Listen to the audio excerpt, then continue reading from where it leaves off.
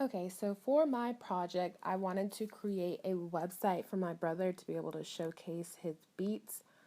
He likes making music and he wants to be a music producer one day or work in a recording studio, something like that. So I thought it would be nice to, instead of just have all his music on SoundCloud, where he can have his own website where he can show and let everyone listen to the beats that he makes. So first of all, I'm definitely more comfortable with WordPress, so I wanted to challenge myself and use Bootstrap. So I downloaded a theme that I thought was pretty appealing and customized it for my purposes. So I added these free stock images because the images that came with it weren't really relevant, and I thought that these would give kind of like the mysterious vibe that I was getting from the tracks. So I toyed around with this quote because for some reason, like the width and like the height of it, it was making it so that the third line, there was literally just one word, and that was driving me crazy. So I toyed around with that a little bit to get it to look how I wanted. So if you look here, you'll see that we changed the width to 95%. We aligned it center because for some reason it was like off kilter. So we had to fix that. And we did the display inline block. So we changed all that up to get the quote to come out exactly how I wanted it. So if you go down the screen, you can click this button. It'll get you to the next one.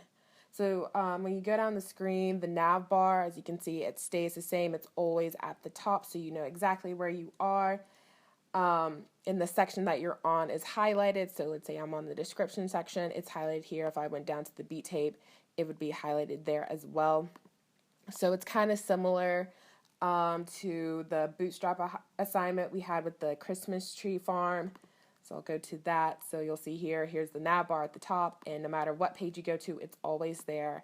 And the page that you're on is highlighted, so you know exactly where you are. You can go back and browse without any issues. So that's kind of, those two are definitely similar.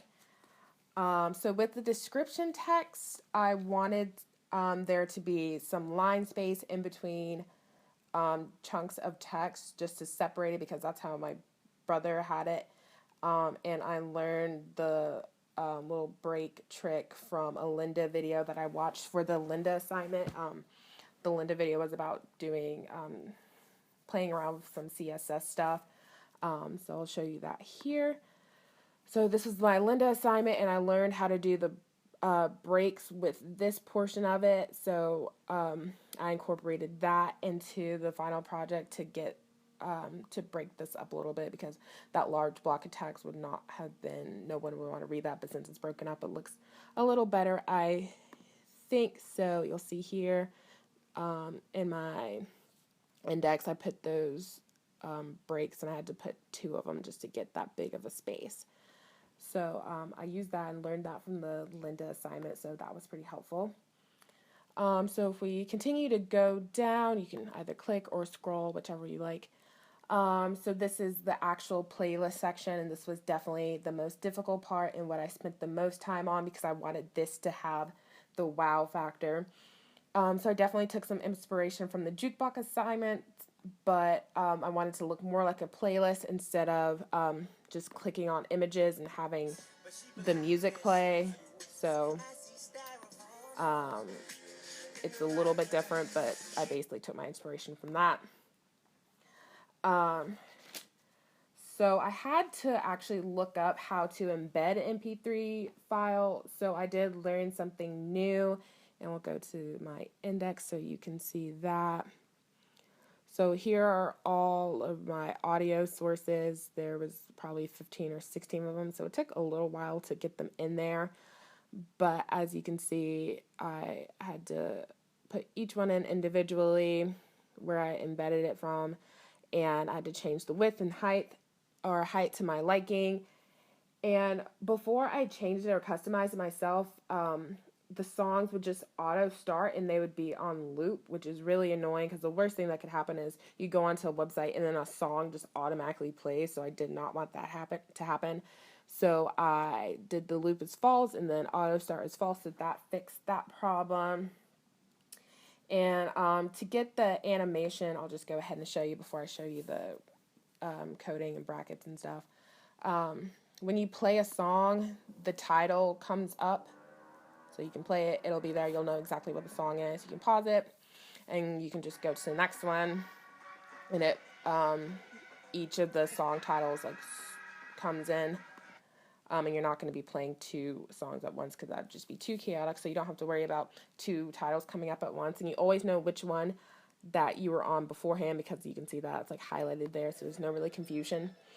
But this is what I thought would be my wow factor for my project, having these titles, just kind of the animation and them coming in so you know exactly which song you're on and what it is. So to get that to happen, we had to add some divs and some scripts to get that text animation. So I had to add a div for each and every single individual song.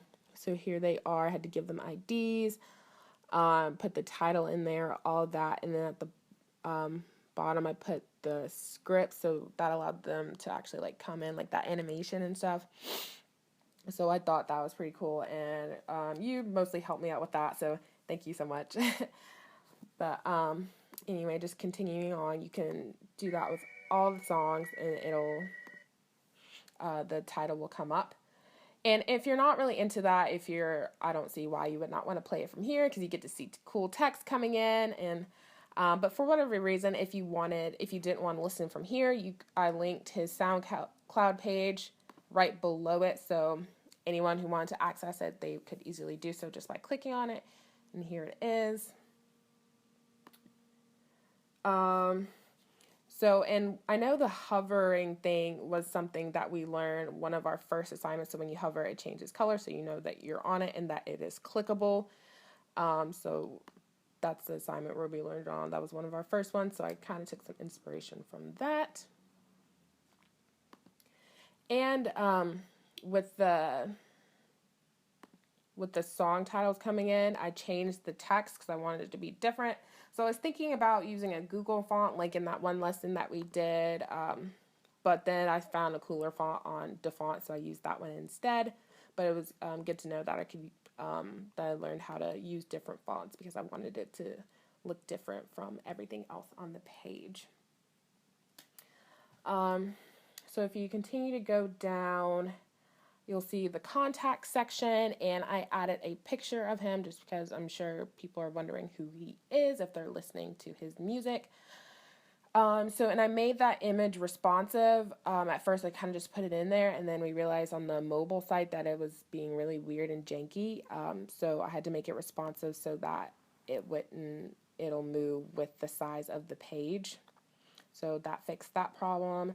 And we linked his email address so anyone can get in contact with him through that. If they wanted, they can literally, they can either, go to their own email and type in his address, or they can click it here, and then like a MacBook will bring it up and you can email him through that.